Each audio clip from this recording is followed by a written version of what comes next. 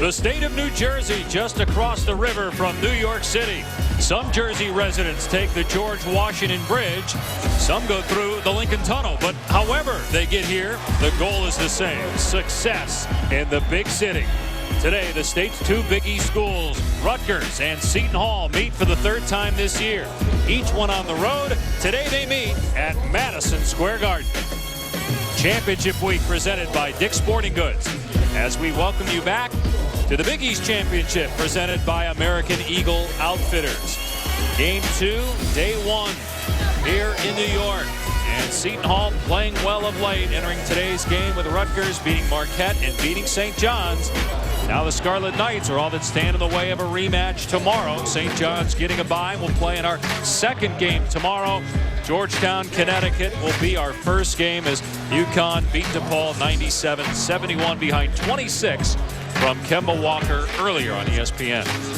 Along with Fran Fraschilla and Doris Burke, I'm Dave Pasch. An interesting second matchup here, guys, with two first-year coaches. Really good opportunity, Fran, for Mike Rice and Rutgers. Absolutely. 4 new coaches in the Big East, and what Mike Rice is trying to do is establish a Rutgers identity for how he wants them to play, and this is just another step in that direction. Meanwhile, for Seton Hall, Jeremy Hazel is back healthy and playing well for the Pirates. A healthy Jeremy Hazel is scary for any opposing coach. He is a terrific player in the screen and roll. They'll get him open in pick and pop situations, off flex cut action. You've got to constantly be aware of him.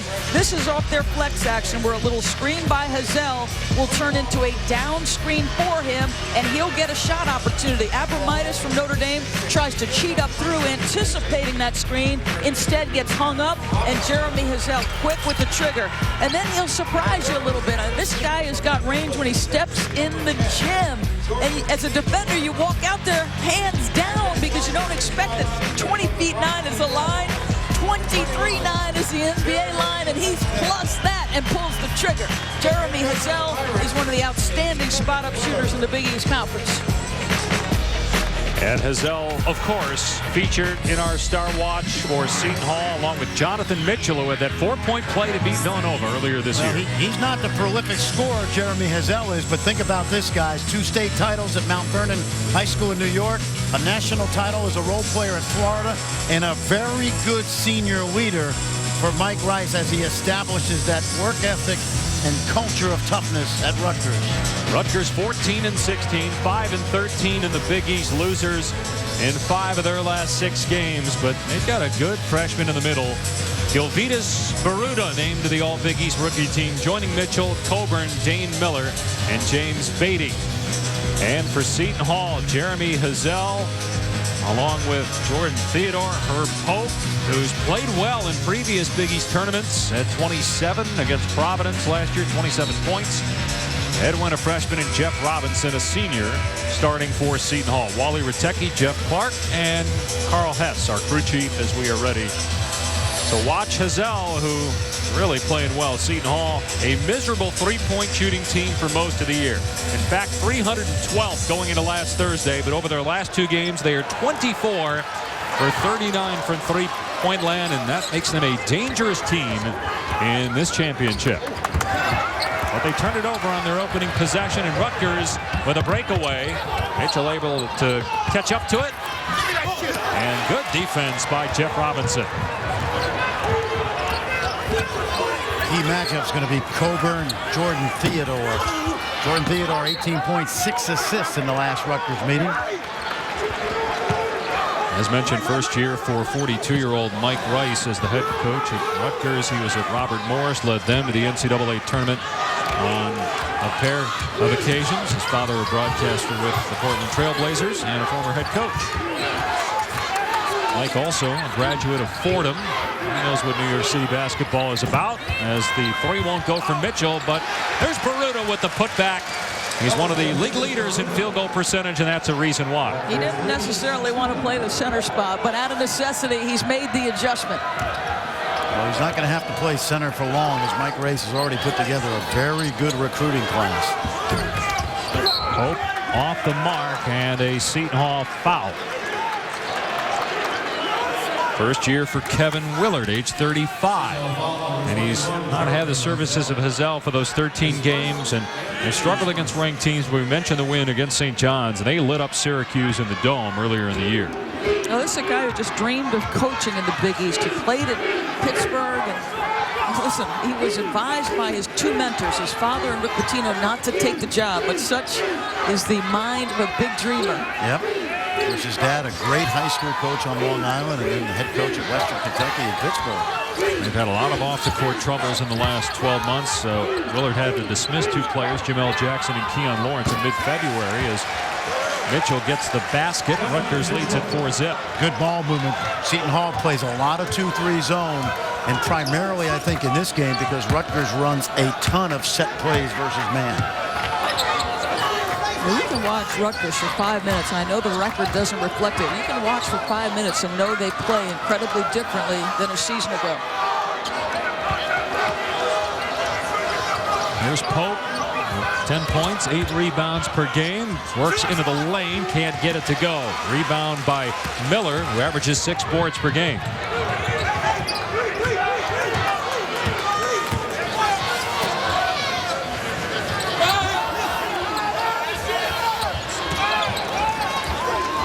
This is the 12-13 matchup. Seton Hall won at Rutgers, and Rutgers winning at Seton Hall during the regular season. As we got a tie-up, it'll stay Rutgers ball, 12 to shoot. And one thing about Baruta, he's not going to shy away from contact. He did everything he possibly could to take that ball right at Herb Pope, but the veteran Herb Pope stood his ground.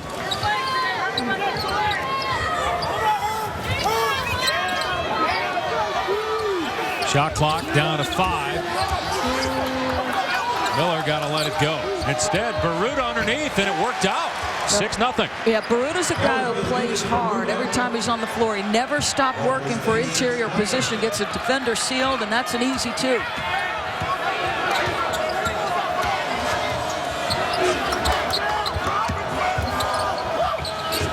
Pope with a jumper, and he's short. Rutgers ball. That's a young guy from Lithuania. I know a little bit about Gil Baruta. Take a look. He played at St. Benedict's. He is a physical specimen, doesn't mind contact, excellent offensive rebounder. And you're right, Doris, he expected to play away from the basket as a freshman, but he's actually better inside. Over his last 6 games, averaging 13 points per game, shooting 58% from the field.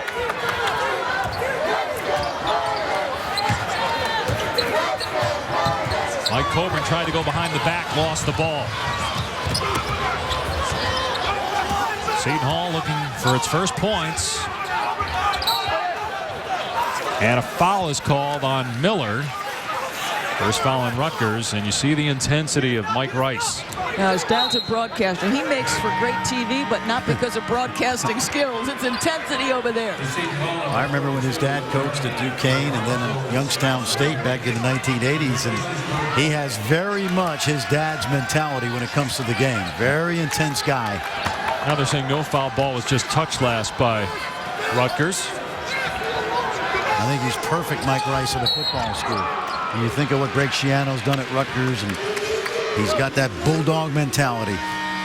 Beatty picking up the foul.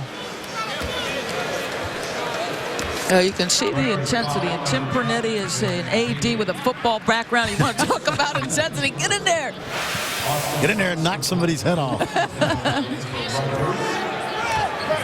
He flat out said, I think I needed to be at a school with an AD who had football background because of the level of intensity I bring. Some guys are not comfortable with that. Exactly right. Watch Rutgers now. They're going to switch all these screens if they get a chance. Seton Hall still without a point. 4 minutes gone by here at the Garden after playing so well in their last 2 games against St. John's and Marquette. Although in the St. John's game, they turned it over in their first handful of possessions and still won that game. 5 possessions straight before a shot, if you remember. They tried the backdoor pass to Mitchell. He was well covered. You were trying to forget. That's your problem.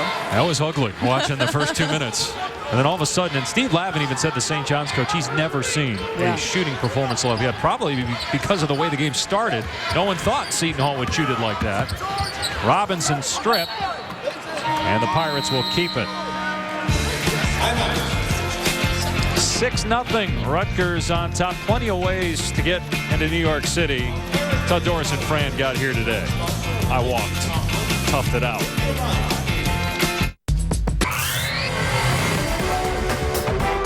The Big East Championship is presented by American Eagle Outfitters. Live your life in AE jeans. And in part by Dick's Sporting Goods. Every season starts at Dick's. And Infinity, luxury cars that deliver inspired performance. Back at Madison Square Garden, Jeremy Hazel is yet to attempt a shot. Seton Hall's 0 for 5 from the field, down 6-0. Hazel, reigning Big East Player of the Week. He's the number 3 all-time scorer at Seton Hall and number 1 all-time in made threes in Big East games. Oh, take a look at this now. Rutgers loves to switch in their man-to-man defense. And you see every time Jeremy Hazel comes off a screen today, expect Rutgers to switch. Now, this is something they practice every day. They like to switch 1 through 4. But I think, Doris, like you talked about in the open about how Seton Hall gets him open off screens, you got to be prepared to switch out on those screens. I'll be interested to see what adjustments are made to get him open off those switch screens. It's 1 to 4, Franny, and it's come from Denny Crum, believe it or not. It's not his 2 mentors. You know, he worked for Jamie Dixon, worked for Phil Martelli. It was Denny Crum, what he did at Louisville. Theodore and Hazel both missing 3-point attempts, but Robinson with the offensive rebound. The Hall 0 for 7 from the field.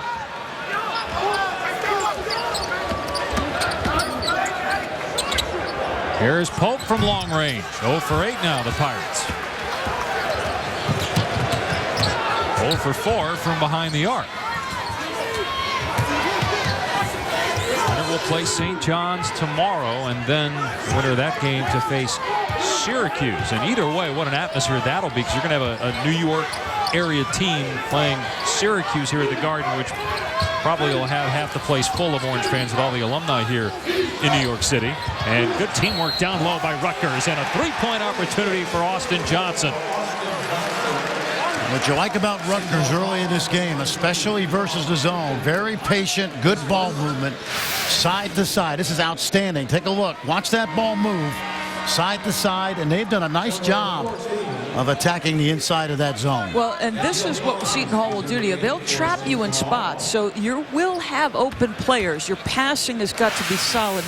You know, they're making that interior pass look easy. It's not. There's not a ton of spacing. It's not an easy catch. Mike Coburn back on the floor. 9-0 Rutgers. Foul was on Fuquan Edwin, his first, second on Seton Hall. Almost 6 minutes in, Seton Hall, which scored over 80 points its last 2 games, still looking for number 1. Hazel taking it in, can't get it to go. He's 0 for 2. Here comes Rutgers in transition.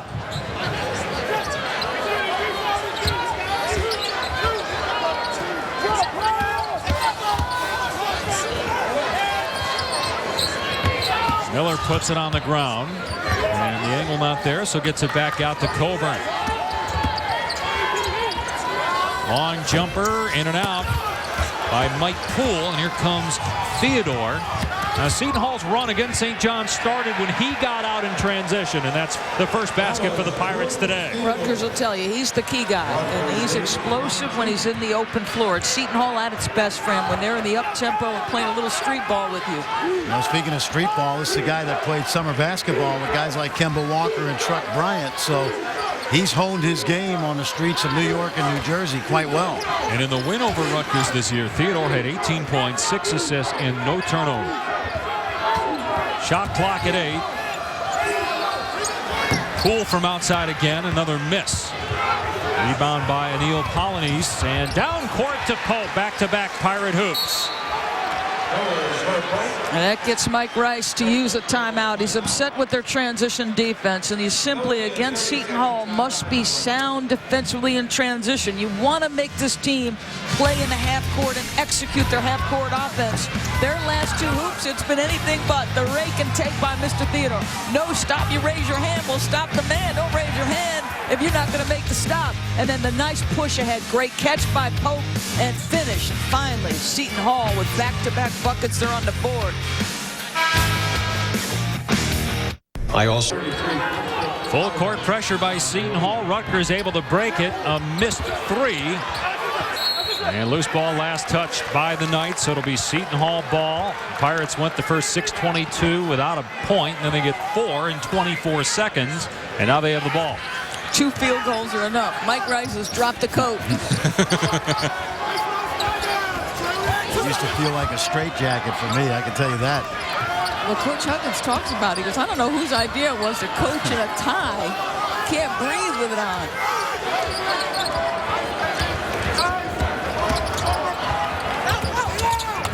There's Polley. Shot clock at 7. Down the lane. Can't get the roll. Polley's had Hazel wide open in that left corner. Gotta know your personnel. Here's Baruta in the paint. Interesting guy to watch the next couple of years for Rutgers, along with that great class that Mike Rice has coming in. He'll go to the line here. Well, I'll tell you what, now he thought of himself as a perimeter player when he was in high school.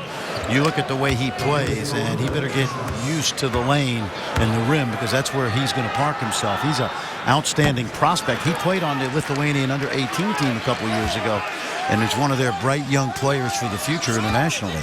Lithuania to St. Benedict's to Rutgers. I'll tell you this. He is showing his numbers to the ball handler every time. Yes. 55. Seton Hall's content to stand behind him. He can have a nice day if they continue to do that. He's outscoring Seton Hall by himself right now.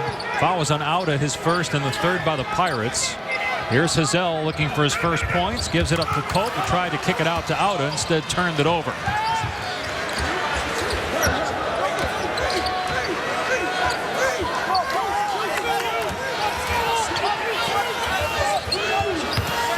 Mitchell at the elbow, left alone, but could not hit the jumper, and rebound by Patrick Auda, freshman from the Czech Republic.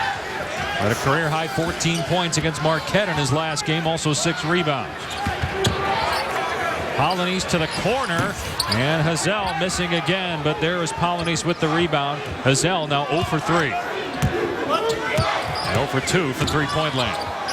Here's Auda for 3, and he can stroke it. He was 3 of 4 against Marquette from out there. Nice job by Theodore to just dribble, drive, and draw defenders. And he just waited long enough to make sure he had both red jerseys committed before the pitch.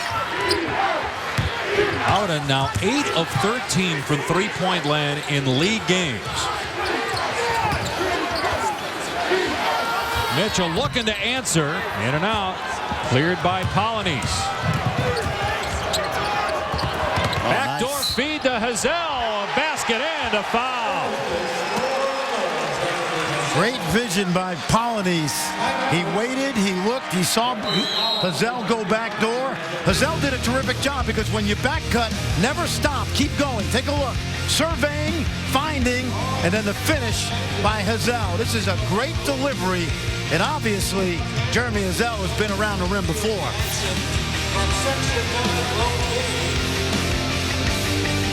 What is luxury? 9-1 run by the Hall, and it's a 1-point game. Now you've got to be mindful of where Jeremy Hazel is, and if you're Rutgers with that switching man-to-man defense, it makes it a little bit easier. They'll switch on every screen. They're up contesting shots for him. He is just 1 for 4. He hasn't lacked for attention. That's a tough angle. Good challenge. On the catch, they're in his space, which is exactly what you want. Your teammates are mindful. So when you're being pressured like this, the way to relieve pressure is this. Go back door, see if you can't loosen them. Now you open up maybe an opportunity from the perimeter. Absolutely. You know what?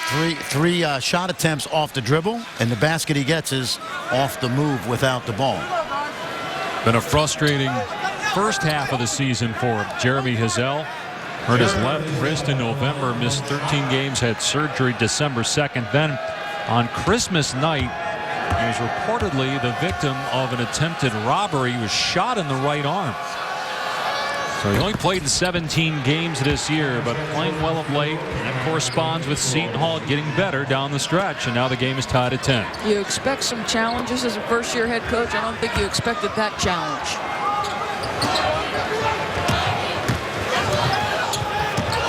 Rutgers without a field goal now in almost 4 minutes, missing its last 5.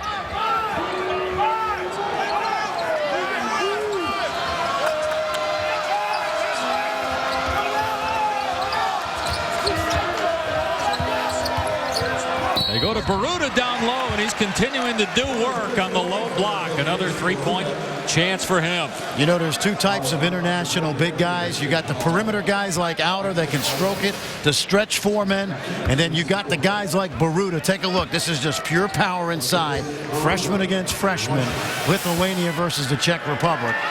And you love the fact that Baruta is not a perimeter guy. He ought to just take that thought and put it in his back pocket for the rest of his career.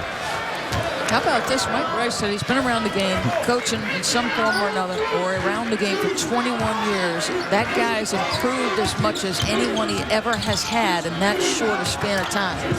Good strip by Beatty. Numbers for Rutgers if they hurry. Coburn in transition. Blocked by Theodore, but it ends up in the waiting arms of Mitchell, and now a timeout by Seton Hall. That's a 30-second timeout. The Rutgers back up 5 midway through the first half, looking to advance to play St. John's tomorrow. There have been worse second-round matchups in the Big East tournament than Connecticut Georgetown. How about that game? Two ranked teams, too. Wow. And they're not even in the quarters. And they had one of the most signature moments in the history of this tournament, and there's been many of them, but Ray Allen's scoop shot inside the lane after a duel with Allen Iverson. It is unusual to see them this early. Tonight on ESPNU, you got Villanova, South Florida, then at 9, Marquette and Providence. Potentially a big game for Marquette. Now the Golden Eagles, they win. I don't know how much it helps them, but it certainly hurts them if they lose. Well, they hold serve if they win in their bid for an NCAA bid. I think Buzz Williams has a great attitude. He said all we got to do is treat it like a one-game season. Robinson inside no. You know, talking with Big East coaches as Robinson finally puts it in throughout the year, it seems like they've been unanimous that they're not going to get 11 teams, even though Joe Lunardi, bracketology, always seems to get it right. But coaches seemingly don't think that's going to happen. But now you look around and you say, well, if Marquette doesn't get in, or Cincinnati doesn't get in, who does? Well, who's better than those two teams as the 67th or 68th team? You know, Seth Greenberg certainly feeling like Virginia Tech or Tad Boyle at Colorado. There's a lot of teams that are going to have double-digit losses this year to have a chance to get in the field. Here's the reality. We've said all along, if the Big East was to get 11, certain things had to fall a certain way, and that means within the conference, and it looked like Marquette had done enough in terms of road wins and quality wins to get themselves in. There's the disparity between the Big East and everyone else. But now you worry about what Joe Lunardi likes to call the bid thieves. Have you had any bid thieves to this point? And then if you coupled that with Marquette, the last thing you want to do is lose to a Providence team who's been abysmal in the Big East Conference and have the last thing the committee knows about you is you lost your last 3 games. No way. Baruta will take a seat. He's got 9 points to lead Rutgers, which has a 4-point edge on Seton Hall. Coming into today, you got 7 Big East teams ranked. I know it's just a snapshot, but still it's impressive that you have 8 in the top 29. When you look at the top teams as Robinson gets inside for the bucket. The top teams are in this conference. Number 1 seed is going to be the other interesting thing. Is it possible that 2 Big East teams, Pitt and Notre Dame, get 1 seed?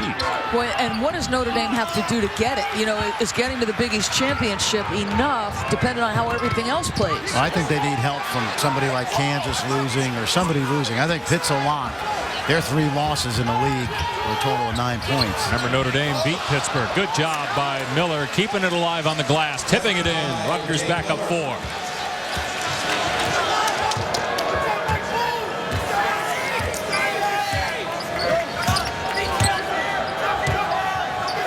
This is by design. Anytime 2 white jerseys come together, they're going to switch 1 to 4. Hazel buries a 3.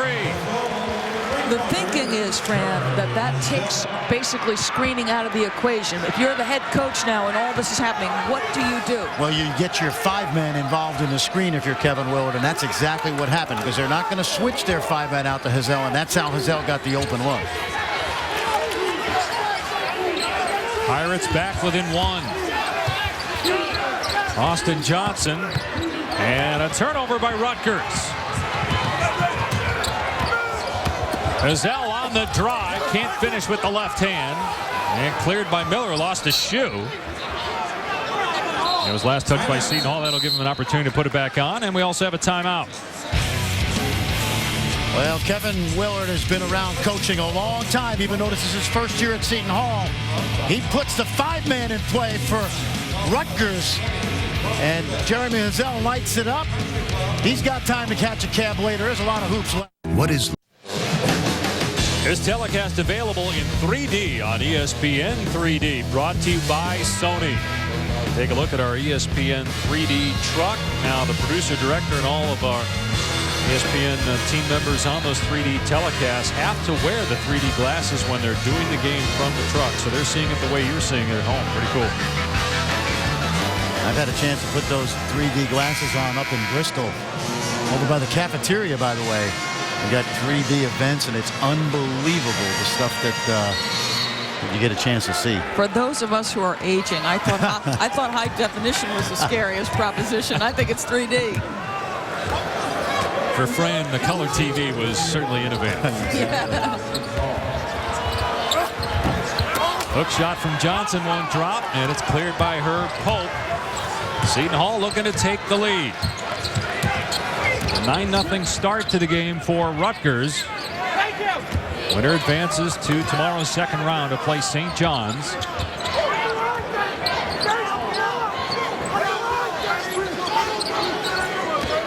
Hazel, the leading scorer for the Pirates with 6. Theodore double teamed out to Pope. Pope spins into a double team, but banks it home anyway to give Seton Hall a 1-point edge. You know what Jordan Theodore did when he came off that screen? He took the big guy, Austin Johnson, with him, and that allowed Pope to get free right in the middle of the lane. That's 4 points now for Pope. 2 rebounds.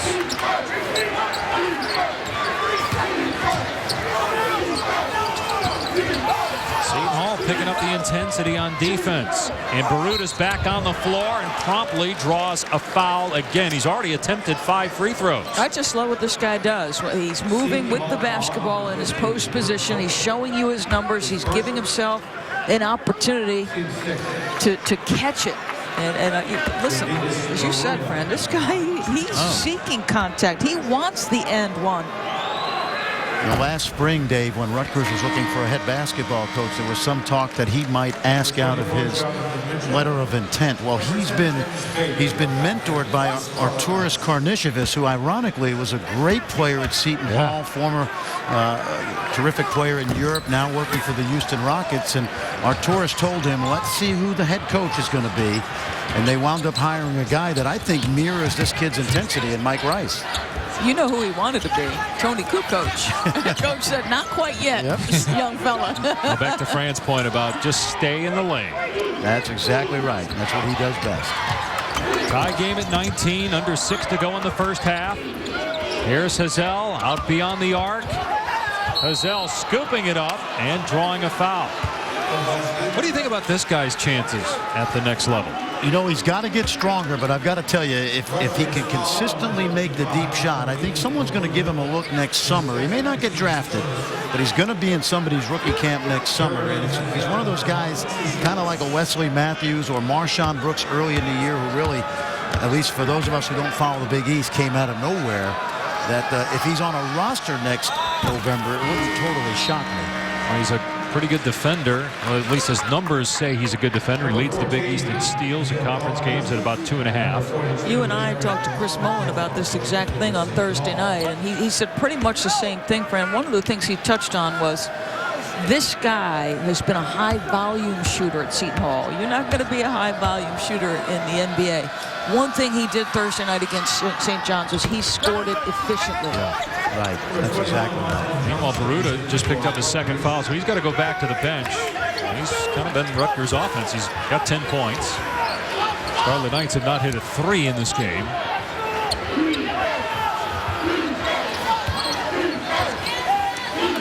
And the defense for Seton Hall extending on those shooters, and now a look by Carroll, and he can't knock it down. It's punched out to Coburn. Mitchell. Coburn can't knock down the elbow J. And finally, Polynice gets hold of it for Seton Hall. Robinson able to knock it down on the baseline to give the Hall a 3-point lead. Seton Hall lead is 22-19.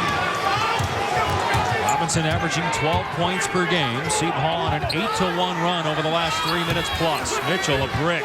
Polonese another rebound. Robinson, the other baseline, won't go. Polonese on the glass off the bench with 6 rebounds, and Mike Rice has seen enough for now. Going to call a timeout. Well, championship week continues on ESPN later tonight. The Connecticut men's basketball team winning earlier today. The women's team will be action tonight. #1 in the country and the favorite to win the championship again, taking on Notre Dame. Not just the Big East championship, a favorite to win it all. Butler and Milwaukee in the men's Horizon League championship at 9 Eastern.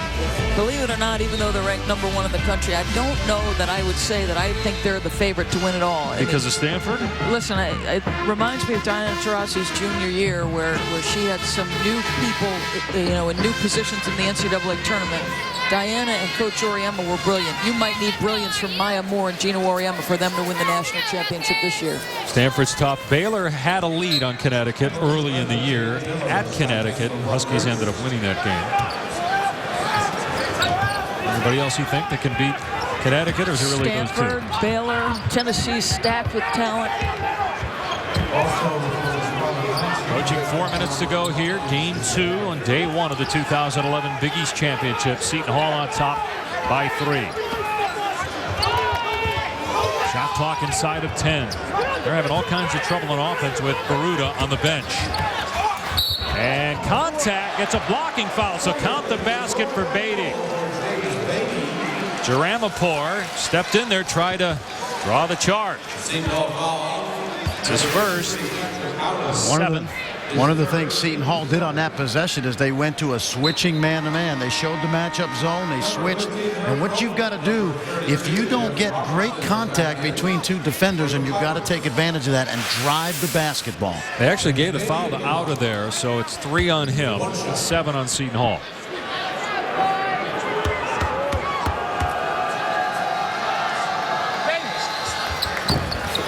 Beatty short, but Lumpkin's there with the offensive rebound. Rutgers just 5 of 9 at the foul line. Similar defense to Rutgers. Watch all the switching now, and bodies come together in white. Beatty working on Theodore, got a piece of that, it appeared. Beatty thought he was fouled. Now Theodore on the other end.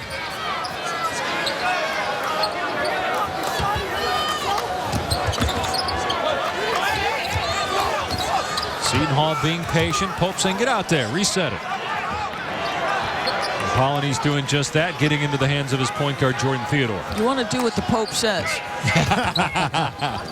Here's Hazel. A long 3 by Jeremy Hazel. You know what was great about that possession? Jordan Theodore didn't need a screen. He didn't bring to need another defender to help. He just drove it into the paint and kicked it out. That's good basketball. Seton Hall, which was down early, now leading by 4, and a rebound by Polonese. Ahead to Hazel. 5 in a row for Hazel. Lead to 6 for Seton Hall. A bad floor balance for transition defense. Hazel, he was cherry picking. His mind, as soon as that shot went up, was, I'm leaking out on this one. 12 points now for Hazel. 13-3 run by the Pirates.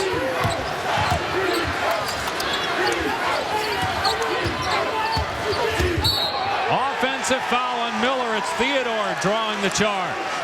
Seton Hall doing as much as they can to get a little separation. Some Jersey boys are in the house. You gotta love Jersey boys. Jeff Robinson off the feed from Hazel, the lefty. He's been outstanding, in-out skills. Jeremy Hazel, a lot of range, a lot of game. The leak out in transition. He's in this a time or two.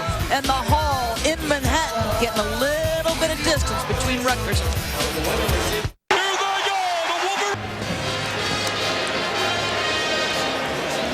6-point lead for Seton Hall, down 9-0 to start the game. The Pirates go on a 10-1 run. They've made 9 of their last 12 shots, trying to win their 3rd straight and make it to round 2 for a rematch with St. John's, a team they beat just 5 days ago. Jeremy Hazel off to a good start with 12 points, including 2 3-point baskets.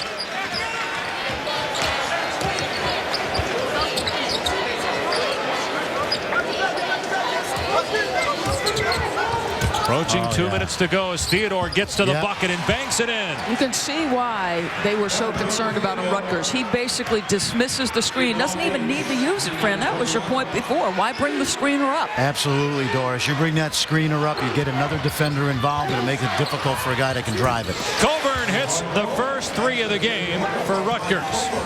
You can see why the NBA so values guys, and every defense values guys who can get in a stance and keep the dribbler, the ball handler, in front of them. A little zone right now by Rutgers. And I think this is to combat the dribble penetration of Jordan Theodore the last couple possessions. Rutgers has lost in the first round of the Big East tournament the last 2 years. Did not qualify in 07 and 08. That's when they weren't allowing all teams to participate. As Theodore says, all right, you cut off the driving lane. I'll hit it from downtown.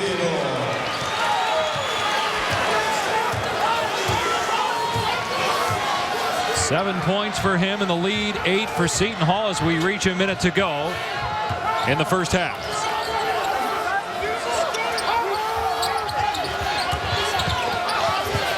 Theodore with excellent defense. It'll stay Rutgers ball, though. Now take a look at this. To your point, Doris, watch him reject the screen. Coburn peeks to his right, and Theodore knows that he gets into that dribble gap. He doesn't have to worry about the defender showing on the screen, and then you love the versatility. This guy has played really well in the second half of the season, and again, New York, New Jersey product. He knows this floor like he's been here 1,000 times before.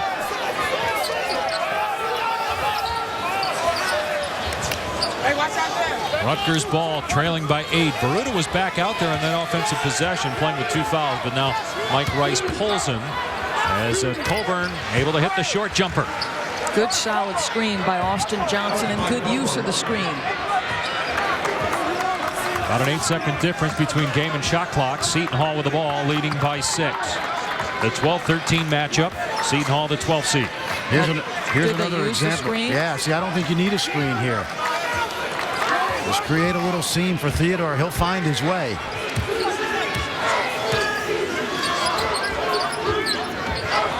Shot clock at 8. Now Pope with 3 on the timer through the lane. The tip won't go. And now Theodore's got it.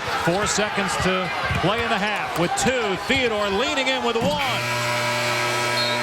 And an ugly last 40 seconds offensively by Seton Hall. I'm surprised they went away from Theodore. They hadn't proven Rutgers that they could keep him in front. Started well for Rutgers, 9-0 run, but then Seton Hall went on a 10-1 run, ending the half outscoring Rutgers 18-8 and leading by 6 at the break behind 12 points from Jeremy Hazel. Time now for the Cisco halftime report as we go back to the studio and join John Saunders and Doug Gottlieb. Guys. Dave, thanks a lot. So a 6-point lead after Seton Hall fell way behind early in this game, 9-0. But Jeremy Hazel took over, who I still think is one of the greatest stories in college basketball this year. You know, there's a team like this in every league, John, where they kind of underachieved in the regular season. I mean, a lot of people, myself included, thought they could maybe push for an NCAA berth before the season started. They've all kinds of issues. Yep. But like Mississippi State in the SEC, a team that could make a run, could win a game. And think about it. Who's next up for them? St. John's, a team they just beat, riding Hazel and some jump shots. Yeah, there's no question St. John's is looking at this game, whether it's Rutgers or Seton Hall, knowing that there's a rivalry there from just across the river. Now, in the first game of the day, UConn.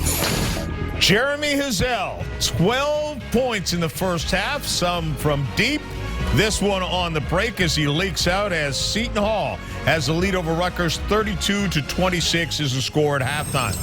They beat the heck out of Butler last time they played Milwaukee. And you feel Butler's in anyway, so it still would be nice to seal that for a team who went to the championship game last year. Baruta with 10, the second half coming up.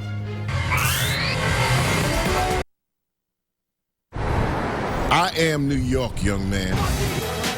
This week, on this court, the stakes like my skyscrapers are higher. The glare like my light brighter. If you're afraid, you'll fail. But stand tall like me and you will prevail. Here in the Big East Championship.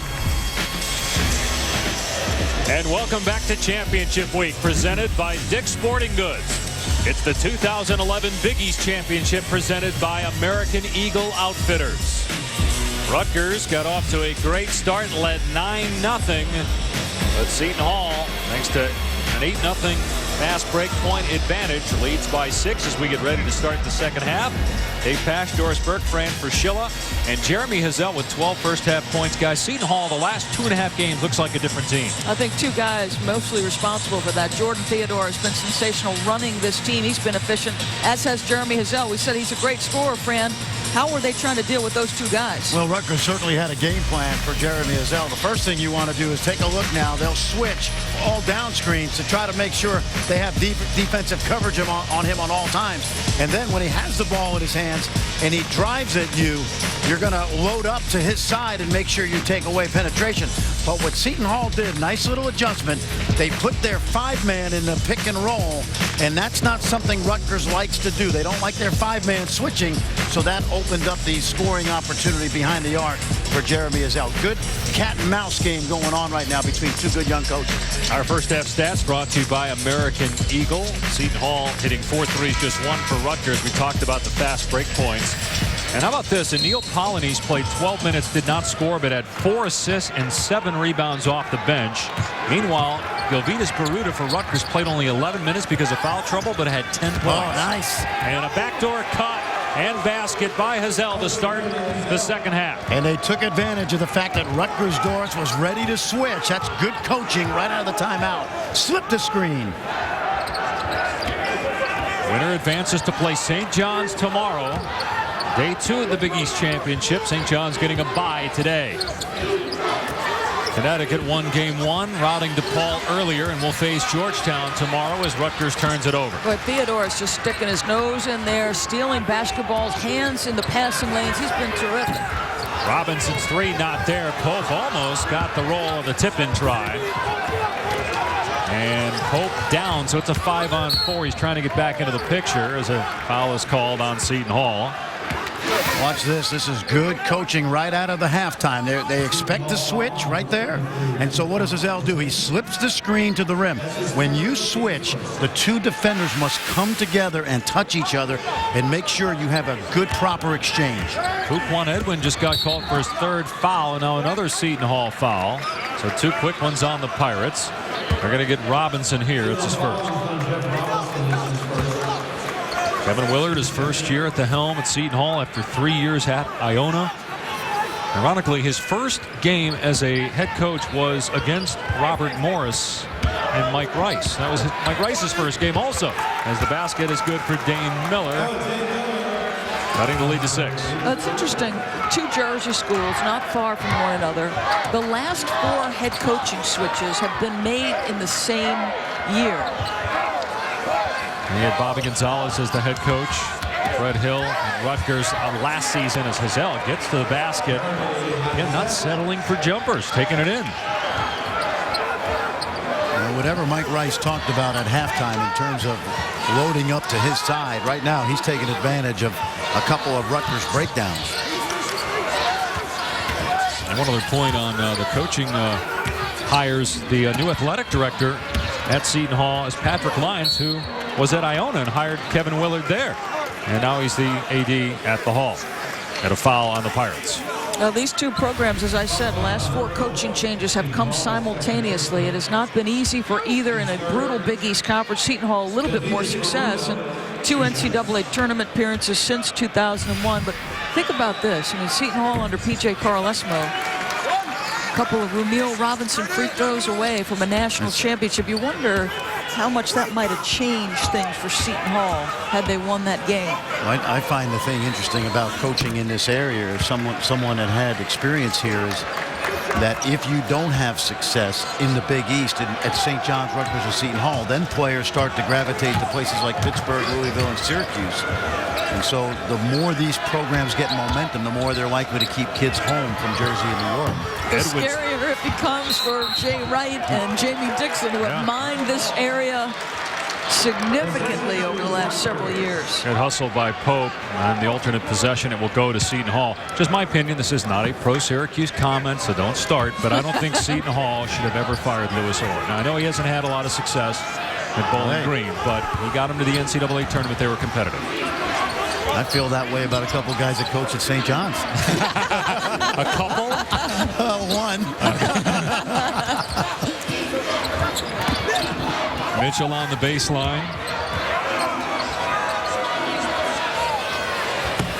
Three is way off from Beatty, but an offensive rebound and the easy stop for Jonathan Mitchell to make it a 4-point game. Now, Dane Miller is their best athlete, and a terrific play by him.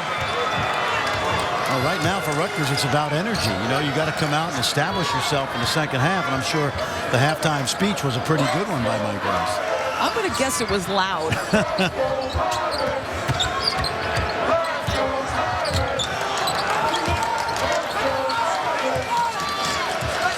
Rutgers' last win in the Big East tournament was in 2006 against Seton Hall. Pope into the lane. Robinson with the offensive rebound. Cannot stick it back in. And Rutgers with an opportunity to cut it to 2, maybe 1.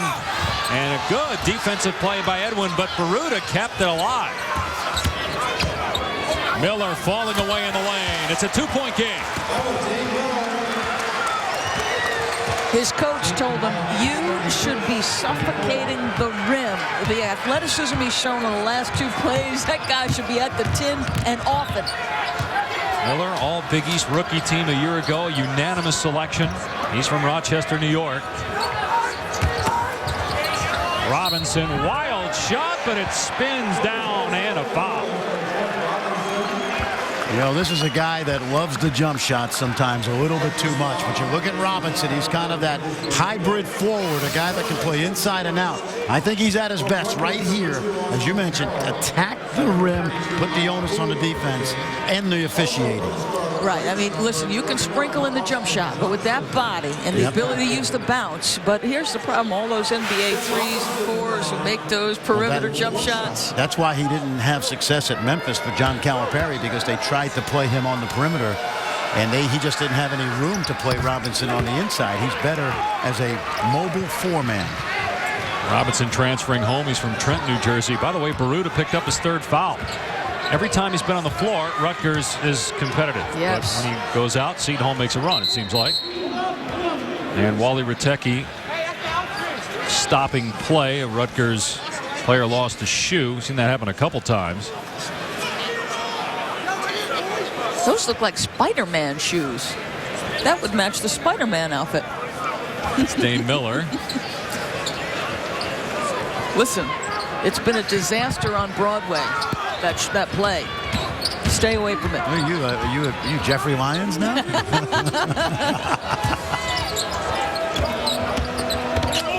Miller, high archer. Long rebound to Theodore. 1-on-2. He'll wait for Hazel, and his 3 is short. Long rebound, Miller.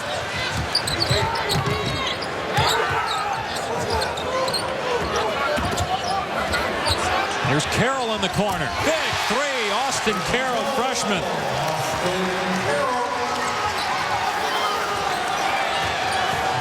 Hazel on the other end. Strong move to the basket. Robinson offensive rebound. And he got rid of it before he fell down and traveled.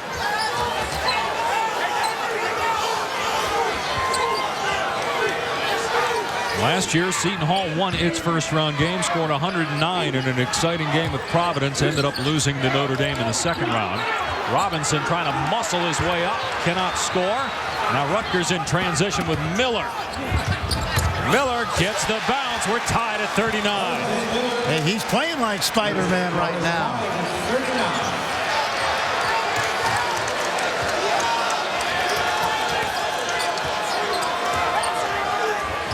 Robinson will fire. Missed the 3. Right now, Jeffrey Robinson, he had the mismatch against Cobra, and once they doubled, he forced a shot, and that time he shot the quick three. Miller.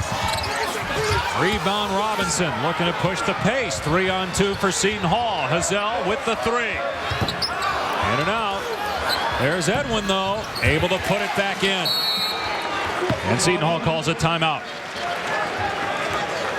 Seton Hall calls the timeout. Rutgers trying to make a push here, staying competitive. We thought this might be the best game of the day. The dunk, no doubt, by Mr. Mitchell. And then the last two, Dane Miller. The adjustment in the air. Jersey boys all over the floor here in Manhattan.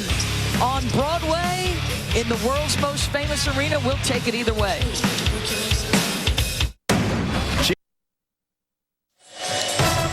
Welcome back to New York City. Two teams from New Jersey going at it here in the first round of the Big East Championship. Seton Hall on top by 2. The highlight of the year for Rutgers was a home game at the Rack against number 10 Villanova.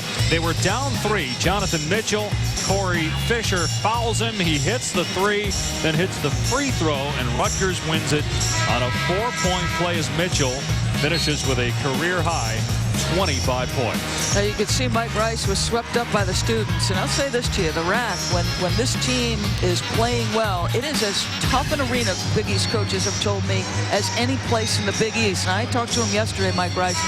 He said, you know, as you've mentioned, he was part of that hoop group, that invitational camp. He said, I will watch Rutgers and how alive that arena could be, and there's new spirit there. Well, and when you win a game like that, even in the midst of a rebuilding season, it gives you great credibility with your players. They were down 13 with 5 minutes to go and made that miraculous comeback. Well, Rutgers hoping to win a few games and maybe go to the CBI. Mike Rice has said he will not accept the bid if they're under 500 for the CBI. Nice shot there by Mitchell. Seton Hall ball in a 2-point lead. Leading scorer for the Pirates is Jeremy Hazel with 16 points. Had 12 of those in the first half. Robinson will take it in. Offensive foul. We'll see if he counts the basket. No, Walter Tech, he thought about it, but then said nope, no basket. Mitchell drawing the charge. It's a second on Robinson. 4th on Seton Hall. And the Pirates with a 2-point lead on Rutgers in the 12-13 matchup in the Big East Championship. Today, investors want retirement planning on their terms. I want to work with people who are objective. Rucker Park, Franny. I would like to get you a nickname from Rucker Park. And Jeremy Hazel knows a thing or two about the blacktops in New York City, and his game reflective of that. And this guy can flat out shoot the basketball from deep. He had to get started going off the backdoor cut. They were putting so much pressure on him. He can pull it quickly, and he's got tremendous range. Well, he's streaky. That's the thing. He keeps both teams in the game at times, but he's one of the guys in the country that when he really heats up, he's as dynamic a scorer as you'll find. Remember last year, back in December, 41 points against West Virginia at home. This guy is a prolific scorer. Got 16 points today. 4 points here in the second half. 0 for 2, though, from behind the arc. Seton Hall leading by 2 over Rutgers. Winner will play St. John's tomorrow in the second round.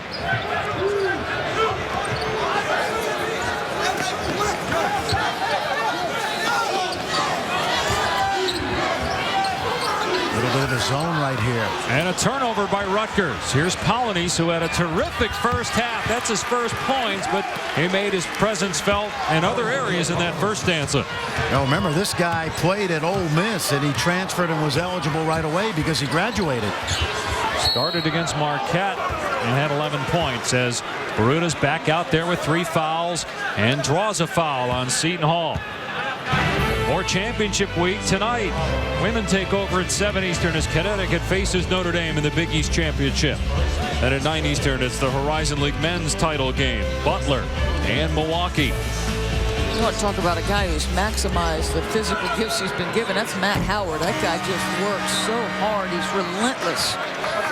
You know, coming off of this is the final year for Matt Howard. He's one of those guys, Dave, that you feel like he's been there for 6 or 7 seasons. The expectations were so high, as you see the difference in Rutgers when Beruta's on the floor as to the bench. But after Gordon Hayward left for the NBA, was a first-round pick of the Jazz, people still thought Butler could be a top 10 team. It hasn't happened, but it'll be interesting if they do win that game and get the automatic bid, what happens in the NCAA tournament with them. Well, it goes to the argument about Michigan State. Boy, this guy's been tough to handle up the dribble. Colin is, you know, the old argument about Michigan State, if they get in, you feel like they could do some damage. You're exactly right, and yet they've had so many chances this season to really establish themselves that they haven't. And Michigan, on the other hand, John Beilein's done a tremendous job with a very young basketball team. Beatty just picked up his second foul, second on Rutgers, and then Beruta gets a rebound, and Miller on the other end can't get the bounce. Hazel out of there with it for the Hall.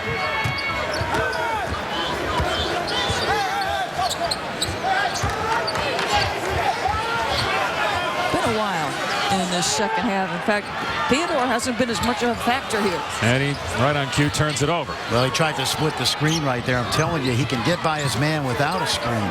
He's that crafty with the basketball. The screen just brings some trouble. The extra pass to the corner for Mitchell, who hits a three. Rutgers back within a point. Well, this guy, from the day he transferred to Rutgers 3 years ago, has been probably the team's hardest worker. And I mentioned all those state titles and a chance to be around guys like Joakim Noah, those great players at Florida. There's Theodore getting to the...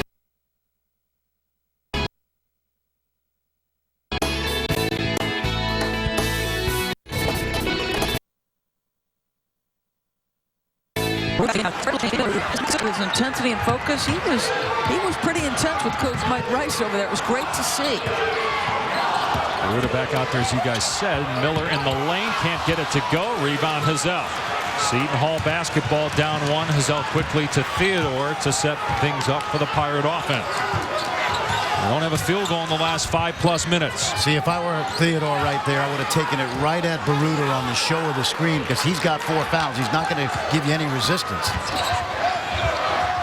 Here's Edwin for 3. Again, is that what you're looking for if you're Kevin Willard? He made some big shots against St. John's, Edwin, but I would think you'd want to go through Theodore and Hazel. You know, Edwin hasn't looked to shoot the 3 all game today, and that's probably a time where you don't want him to shoot it. Only his 3rd shot attempt of the game. He's got 2 points. He's been in foul trouble. Under 2 to go. Rutgers ball with a 1-point advantage. St. John's awaits the winner of this one tomorrow. Mitchell coming off the screen, fouled, and will go to the line.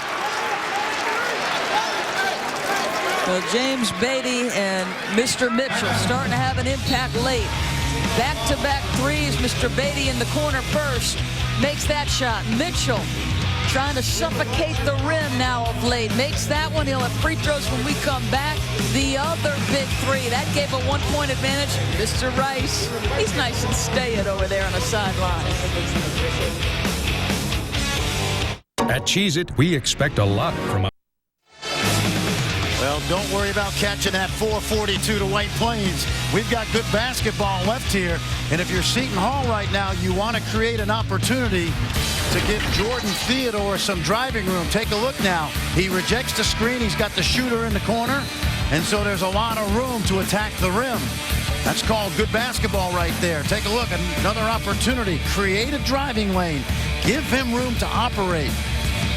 Rejects the screen, gets to the rim, something they haven't been able to do the last 4 or 5 minutes. Now you got to credit Rutgers, on the other hand, for closing off the paint. You see the numbers for Hazel and Theodore today. Hazel only 4 of 10 shooting in the second half. Theodore has only attempted 3 shots here since intermission. He's got 4 steals, 4 assists, and 3 rebounds, Mr. Theodore. It's been a complete game. He's competed on the defensive end. Mitchell at the free throw line, a 79% foul shooter, but misses the first one. Trying to give Rutgers a 2-point lead. On the other end, the Scarlet Knights will have a foul to give here in the last 151.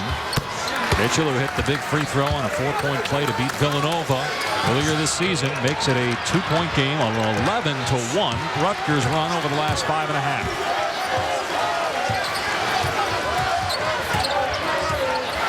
Theodore off the Pope screen will wait.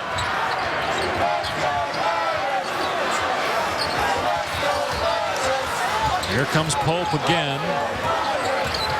Theodore. Hazel, long three. No, but a foul on Miller. It'll be 3 free throws. Hazel shot that from the Pirate bench, and Dane Miller bailed him out. Boy, that's frustrating because they had such great communication switching out there. They don't normally switch that. Then Baruta just realizes his teammate Mitchell sending him, but on the close, Dane Miller. That's a skill to close without fouling. I say it all the time. The best I've ever seen is Shane Battier. Yep. And that's a skill to draw that foul, too. And that's seen Jeremy Hazel do that many times in his Pirate career. I'm sorry, guys, but why is there so much skill involved to not jump at a guy and foul him 30 feet away from the basket? Well, because you can contest and avoid body contact like Shane. Think about Shane Battier. He always manages to have a hand in the face of the shooter and then at the end turn his body and avoid contact. Hazel misses another free throw. This is a guy that's around 80% on the year at the foul line, but just 4 of 8 today. We'll have one more to try to tie the game at 59. The reigning Big East Player of the Week had 31 against St. John's, 21 versus Marquette, 24 today, gets 2 out of 3 at the stripe, and we're tied at 59. St. John's awaits the winner of this game tomorrow on ESPN. You're Seton Hall, you got to be careful about fouling because every foul is a 2-shot free throw opportunity. The entry pass off target. Baruta turns it over. 2-on-2. Robinson. No foul called. 2 Pirates go for the ball, and the Rutgers foul is called, and Robinson will shoot. Jeff Robinson was very fortunate that he didn't run over the defender and pick up a charge call. You like his hustle, but his decision-making in the second half leaves something to be desired. But this is great effort both ways. Take a look.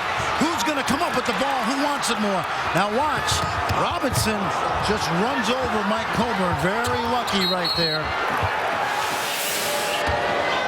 So Robinson, a 73% shooter with 2 tries. That's the 17th foul on Rutgers as Seton Hall's back up 1. You often see when 2 teammates get tangled up like that. Mike Rice was desperate. He wanted the walk call. Only 1 timeout remaining for Rutgers. Robinson gets them both. Seton Hall by 2. Now, last possession, I thought Jordan Theodore did a great job pressuring Beatty, and he couldn't get anything established on the offensive end. We'll see how that plays in this next possession. All right, so timeout by Seton Hall. Rutgers ball. You talked about this earlier, Baruta not getting a lot of touches. Is this where you go here if you're Rutgers? What they tried to do in that last possession was go to Baruta, but they had a terrible passing angle. If you're going to deliver the ball to Baruta, it's got to come from the wing and not the top. You don't want to take Baruta away from the basket. I think Baruta's the way to go. Mike Rice runs a bunch of sets that usually turn into screen and roll situations. So you got a choice. Do you go to your freshman or do you go to one of your 3 seniors? That would be Beatty, Mitchell, or Coburn. Again, the winner moves on to play St. John's tomorrow, around 2:30 on ESPN after Georgetown and Connecticut. 2 more games tonight here in New York, South Florida and Villanova, followed by Marquette, and maybe a must-win game against Providence. Marquette a bubble team right now for the big dance. Got to have a lot of guts to go 2 for 1 here. 2-shot opportunities for 1. Most college teams do not do that. Doesn't look like Rutgers is going to do it either. Here's Baruta stepping in to get the steal as Polynice. And he's fouled by Coburn. Polynice is only a 56% free throw shooter, and it'll be a 1-and-1. 18 fouls, second on Coburn. Well, Mike Coburn threw a very ill-advised. Look how much air is on that ball. That allowed Polynice to run through and rip it from Baruta, who wasn't ready. How about the game this guy's had? He's got 5 points, 5 assists, 8 rebounds, and that big steal. First free throw attempt of the game, short on the 1-and-1. Baruta rebound. Rutgers still has a timeout, and about a 4-second difference between game and shot clocks.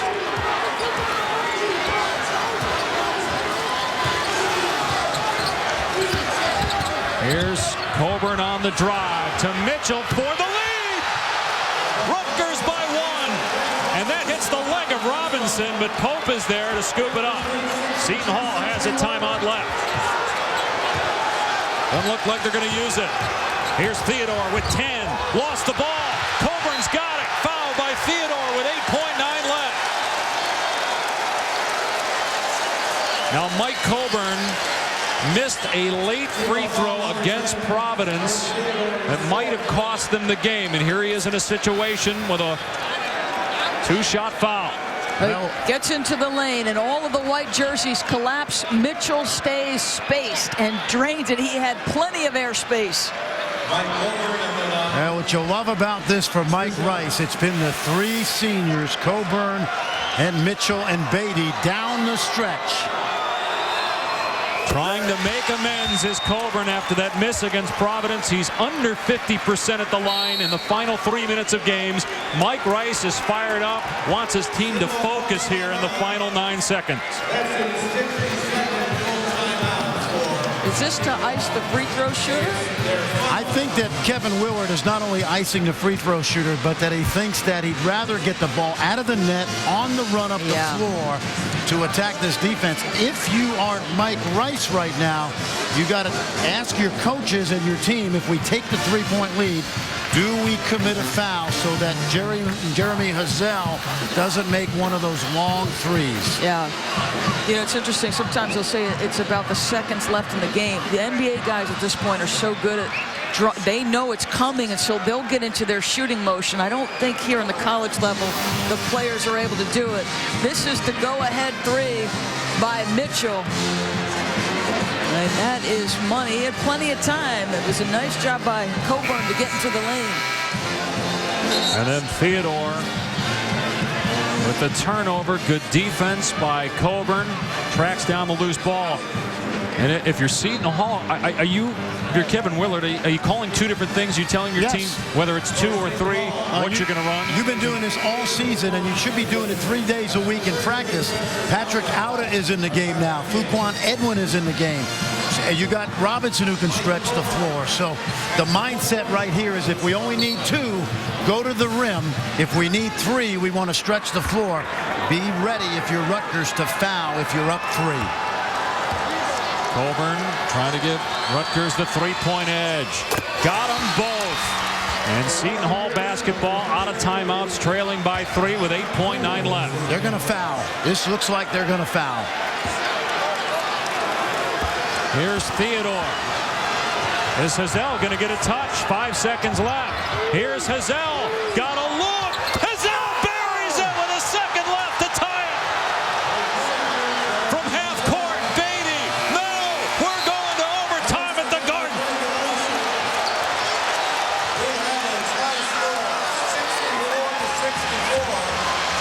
Just a little handoff, Franny.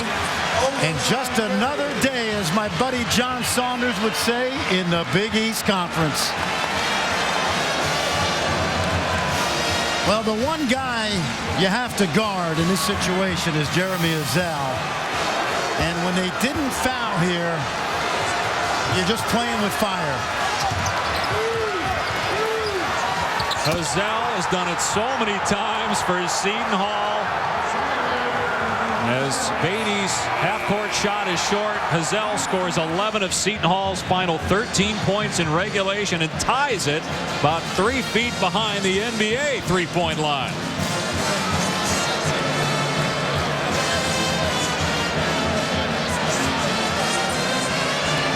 All right, guys, as we look ahead to overtime, you see the reaction from Kevin Willard.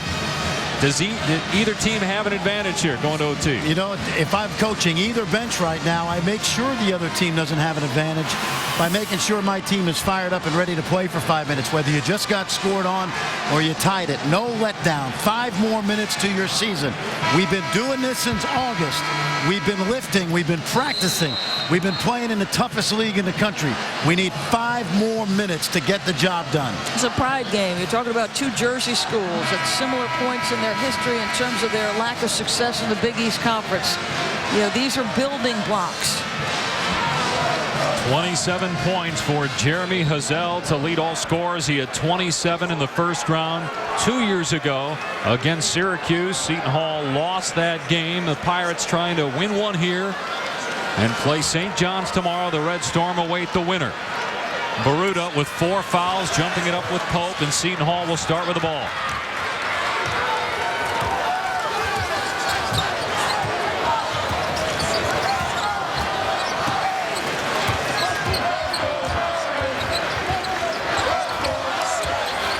Hazel down the lane. Robinson really struggling from three-point land. Misses again. He's 0 for 6. Good no call by the official. On the Hazel drive, there's some contact, but no whistle necessary. Overtime in a Big East tournament game, no autopsy, no foul. Yeah. Hazel fouled after he got the steal. We mentioned he leads the Big East in conference games. 2.5 steals per. You know what's interesting is you have 2 programs that haven't won in a while.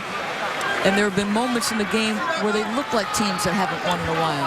And, you know, executing, believing that you can win and making winning plays. Some of the turnovers that we've seen from both sides. Well, it's 2 young coaches establishing a culture for the future, and this is kind of a stepping stone for the team that wins. We're 1-1 for Hazel. It's the 19th foul on Rutgers. Each team gets an additional timeout here in overtime. Hazel surprisingly just 5 of 9 at the free throw line. 80% foul shooter. Jonathan Mitchell had the personal for Rutgers as Hazel misses the front end. 5 of 10 now. A little zone here by Seton Hall. When the ball's entered into the middle, they seem to match up pretty hard out of it.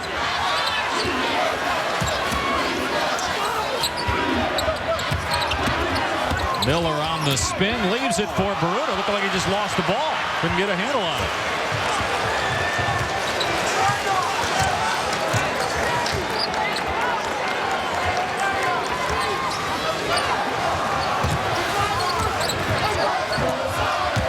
Robinson putting it on the floor, and he lost it. It's Rutgers' ball at Robinson's knee. You see what I mean about decision making, knowing where you want to go. The best teams, to me, Fran, they understand where the ball should end when it's time for a shot. And the problem Kevin Willard has is he's got no other alternatives. I mean, Jeff Robinson's had some good moments this year, and he can't really go to anybody else. Beatty rattles it home, and Rutgers has a 2-point lead here in overtime. First basket of the extra session. Yeah, give Rutgers credit because they have really done a good job of keeping Jordan Theodore out of the paint in the second half and overtime. Here's Pope working on the baseline, lost it to Baruta, and let's see who they call for the foul. Oh, they called it on Seton Hall.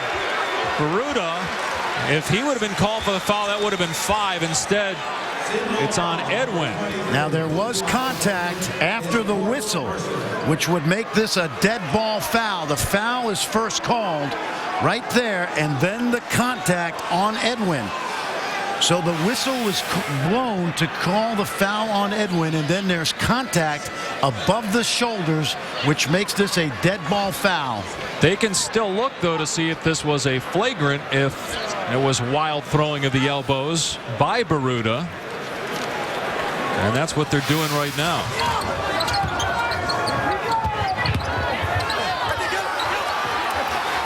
You don't hear the whistle until after the contact by Baruta. Even though they called initially the foul on Seton Hall, they can essentially overturn it and call a flagrant here. There's going to be a foul on Seton Hall because but then you can call the flagrant. Absolutely, on Baruta. and you can go to the monitor to adjudicate whether a flagrant foul has been committed. Listen to the whistle, though. I don't see how's that a foul on Seton Hall to begin with. How can you call that an Edwin in the first place? It sounded to me like the whistle came when the elbow made contact. Well, I think what they're going to do is the whistle comes after he sees that he's got a foul on Edwin, if that's the call, which it is. You can see Jeff Clark has called a foul on Edwin.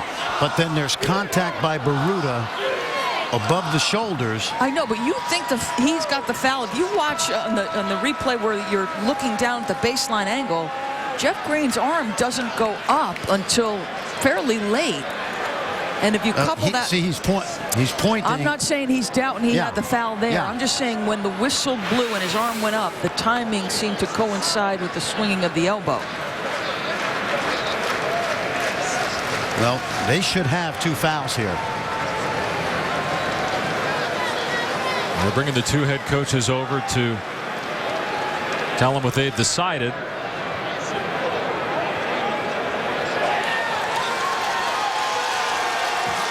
It's an easy call to make, guys, because you have the foul first on Edwin, and then it doesn't matter when the whistle blew. Yeah. They have the second foul on Baruta because of the new rule this year. Right. Any contact above the shoulders with the elbow is going to be adjudicated as a foul. And so Baruta's gone. That's number 5.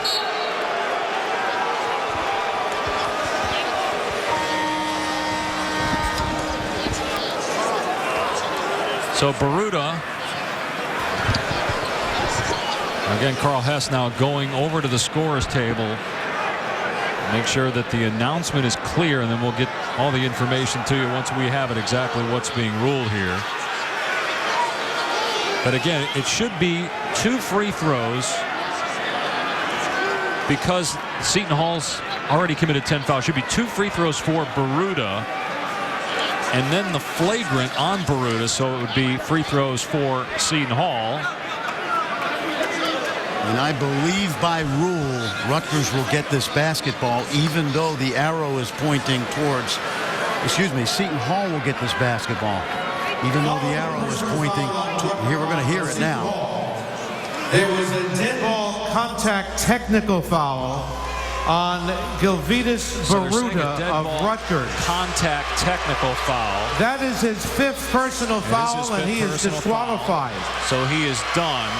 Does he still shoot the free throws is the question here, because initially he was fouled and then there was a dead ball technical foul. Then free throw shooter for they're going to have to Rutgers, be a substitute free throw shooter. and it will then be Seton Hall so possession. Then it'll be Seton Hall possession. Yep. On a dead ball contact technical, you do not go to the arrow, but you go to the team that the foul was committed against gets the basketball.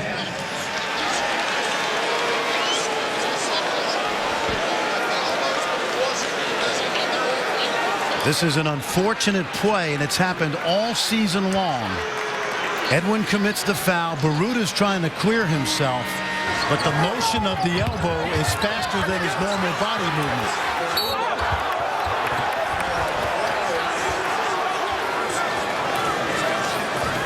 He will shoot 2. The Rutgers again gets free throws, and it will be Robert Lumpkins shooting the free throws as a substitute for Baruta. Now, after he shoots the free throws, there'll be a technical free throw attempted by Seton Hall, as Baruta's done for the day. 1 more for Lumpkins. You know, this is the hardest play of the season for officials to referee. It's a new rule, and there's really not much precedent, but it's pretty obvious. That's the new rule, Rule 9. So 2 free throws for Jordan Theodore. As you read the rule there, it's one of the reviewable plays. Theodore gets the first one. He'll have 1 more.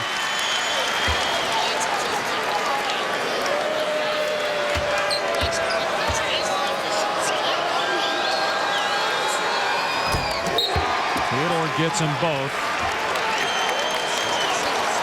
And now it's Seton Hall basketball. Again, that was definitely excessive swinging of the elbows by Baruta. The unfortunate thing, David, happens after Baruta got fouled, but that is the rule because it becomes a dead ball when Edwin commits the foul. Seton Hall with the ball, trailing by 1 under 3 to go here in overtime.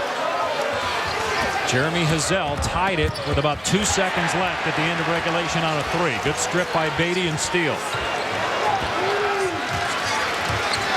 Boy, Beatty's been a pest today, especially on Theodore in the second half.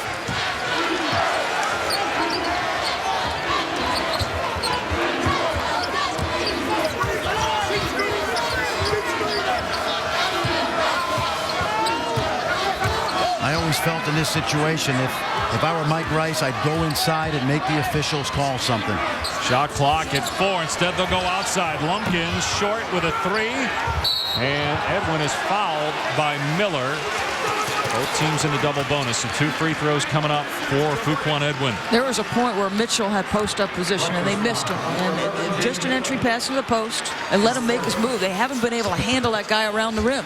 You know, subconsciously, now you're going to think I'm crazy, Dave, but consciously, the officials know that it was a bad break for Rutgers. And I'm not saying they would give you a phony call, but I always wanted to go back inside if I were Rutgers to make the officials blow their whistle. It has to be a foul. It has to be there, but you're not going to get a foul call if you're just shooting jumpers. Correct. Austin Johnson back on the floor for Lumpkins. Again, Baruta is out, fouling out after that contact technical, which counts as a personal as well. And free throws good for Edwin. Seton Hall, 68-67. Winner to play St. John's tomorrow in round 2.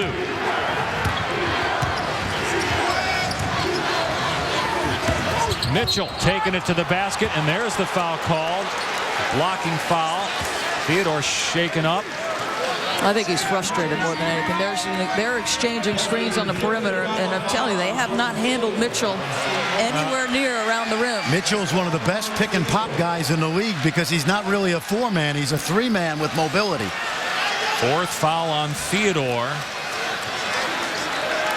Check that 5th foul on Theodore, so he is out. That's a big miss because his defense on the ball initially on Beatty had been good down the stretch of this thing, and there's an exchange. Call. Yeah, I'll tell you, that's a close call is. because you can be in legal guarding position and be moving sideways. But again, you know, I know, listen, I love officials, but they're human. And they understand that Rutgers may have caught a bad break, and I like the fact that Mitchell took the ball to the rim. And as you look at the 5 guys on the floor for Seton Hall, as Mitchell gets ready to shoot 2 free throws, who runs your offense for you if you're the Pirates? It's been Polynice has been the backup point guard for them. I'd put it in Hazel's hand. Yeah, well, maybe. Mitchell ties it at 68. 1 more free throw coming. I would have Polynice pass it to Hazel. Yes, yeah. Well, Polynice has gotten off the dribble drive. It's been his shot selection for jumpers that hasn't been good. Mitchell gets them both. He's got 19. Rutgers back up 1 under 2 to play here in overtime as Polynice will bring it up.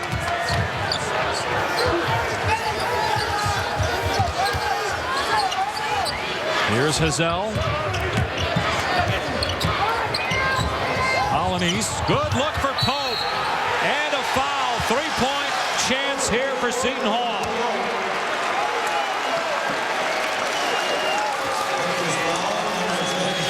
You get defenders reacting. Multiple motion on the perimeter. Crossover into the heart of the paint. Everybody reacting to the dribble driver. You lose sight, and he sneaks behind the defense. Well, he's sneaky. Polynice is a sneaky, clever ball handler. Pope missed the free throw. Rutgers ball, down 1. 3rd foul on Beatty. Both teams in the double bonus. 2 timeouts left for Rutgers, 1 for Seton Hall. Possession arrow favors the Scarlet Knights. Pick and pop again. There it is. Mitchell, and a foul on Pope. That's his 4th. Mitchell will go back to the line. Well, they went to what worked the previous time. This time, Mitchell slipped the screen, and watch Pope. He's in good position. Once his hands break the plane of verticality right there, it's an easy call for Jeff Clark to make. All he had to do was go hands to the ceiling and make this guy shoot over the top. Mitchell misses the first.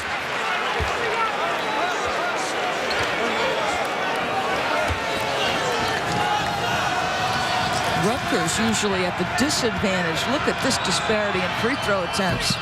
Mitchell gets the roll on the second one. We're tied at 70. You know, Mike Rice's teams usually guard so hard that they foul, but it had been a problem for them being outscored at the free throw line. They're doing the job.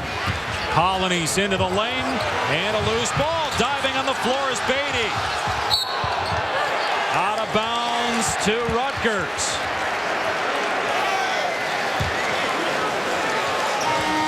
Edwin hit the deck hard. See if he stays on the floor. Looks like he's going to with a 1:11 to go. Rutgers ball. Take a look now. Watch him lose the ball. This ball hit the referee, Wally Ratecki, who was out of bounds. Hard to tell there. Wouldn't have mattered. It was the right call.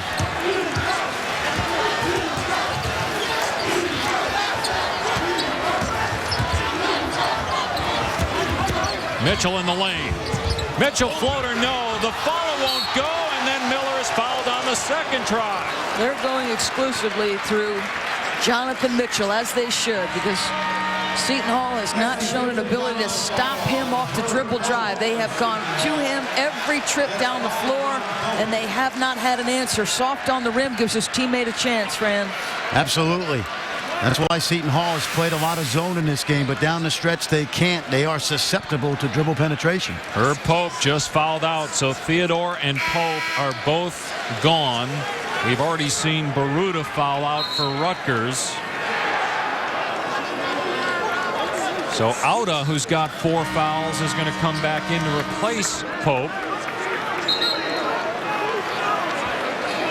Free throws coming up for Rutgers under a minute to go in a tie game. Winner to play St. John's tomorrow. Seton Hall just beat St. John's 5 days ago. Rutgers lost at St. John's, but by only 2. They last played St. John's in the Big East tournament in 1999. Ron Artest was a player then. And now Dane Miller, 56% free throw shooter, 0 for 1 today, now 0 for 2.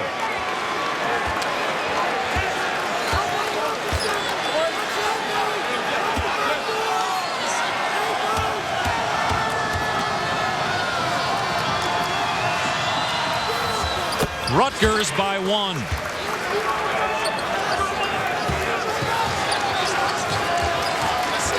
Seton Hall has a timeout. Rutgers with 2. Here's Polynice off the outer screen. Can't forget Hazel. Don't forget Hazel. Here he is. He hit the game time 3 at the end of regulation. Hazel gives it up to Robinson. Off the mark. Rebound Mitchell. Seton Hall's got a foul. Shot clock is off. Pirates are down 1, and they'll foul Mitchell. And Edwin just fouled out. That's his 5th.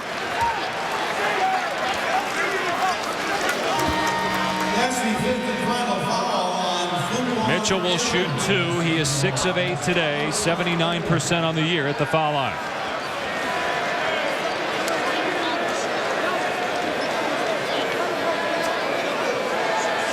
He's got limited options over there, Fran.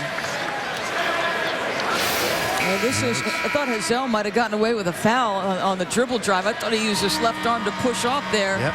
Defender falls, no call there.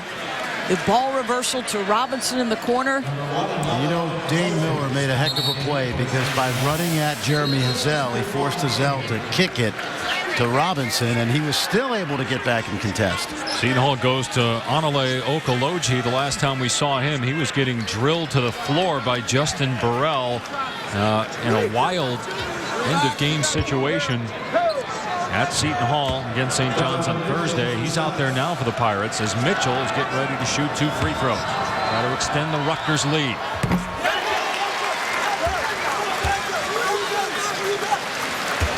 Mitchell, a transfer from Florida. He was a true freshman on that title team in 07.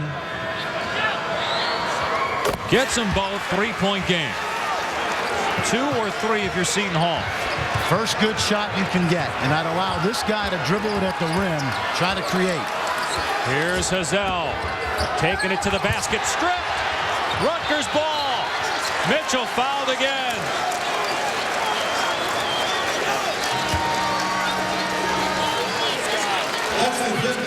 Auda just fouled out, the 4th player in overtime to be disqualified for Seton Hall.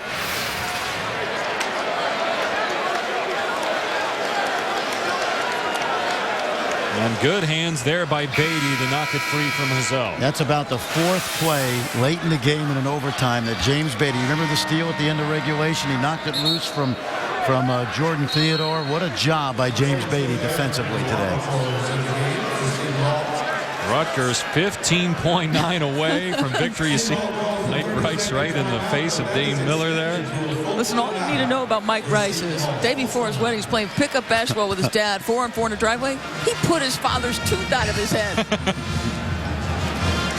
Well, you know, this is about tough love right here. You know, he said he's not the easiest guy to play for. But the record is essentially the same as a year ago, but the mindset and attitude at Rutgers has changed. A good recruiting class coming in. They've been intense all year. They've played hard, come up short a lot, but this is one of those games you can, when you hit the golf course, maybe in late May, you can think about. Here's the end of regulation. A 3 by Jonathan Mitchell, and then Theodore lost the ball. With about 1 second left, Hazel hits the 3 to tie it. Half-court shot comes up empty. We go to overtime. Now, this is just a little handoff. I mean, there's a back screen, but Hazel is going to come actually toward Jordan Theodore. And it's a little handoff play, and then Theodore becomes a screener, and Hazel doesn't need a lot of space, Fran, but he had that some there. Mitchell can't make it a 2-possession game yet. He'll have one more. You're Seton Hall right now, and you're down 4. Go to the rim and get an easy 2 and set your defense up. Got to get this one. There it is. Rutgers by 4. Here's Polynice. Polynice goes behind the back. His pass broken up, stolen. Hazel goes away from Miller, not going to foul. Rutgers is going to advance.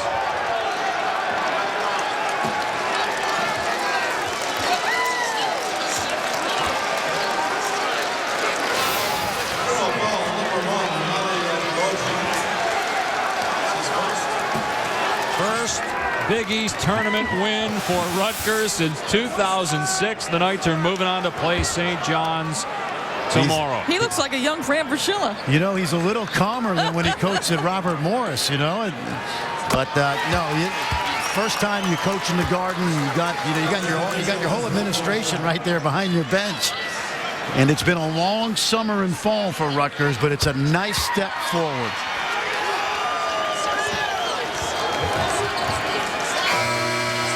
Rutgers is advancing to the second round of the Big East Championship, beating Seton Hall in overtime. A 7-0 run to end the game. Rutgers 76 and Seton Hall 70. So tomorrow, it'll be Connecticut, Georgetown, followed by Rutgers and St. John's. Tonight, South Florida, Villanova, followed by Marquette, Providence. Both those games on ESPNU. Coming up next here on ESPN2, it's college basketball scoreboard. Rutgers knocks off Seton Hall in overtime, 76-70. The Knights improved to 15-16. Seton Hall ends the year 13-18. This has been a presentation of ESPN, the worldwide leader in sports. For Doris Burke, Fran Fraschilla, and our entire ESPN2 crew, I'm Dave Pasch. So long from the Garden. Now to the studio, John Saunders and Doug Gottlieb. Dave, thanks a lot. It's not very often that you send out congratulations to 2 sub-500 teams, but I think we can to both these teams finishing strong. And Rutgers really kind of mirrors the image of their coach, Mike Rice. No doubt about it. I mean, his teams at Robert Morris that made the NCAA tournament mirrored that sort of toughness. He had to beat Seton Hall twice, okay? If you're sitting in your hotel room, your coaching staff, you're trying to decide, are we going to foul or not foul up 3? I give you Rutgers a clear chance, John, to foul up 3, 8.9 seconds to go. Seton Hall to go the length of the floor. Just foul. So many things.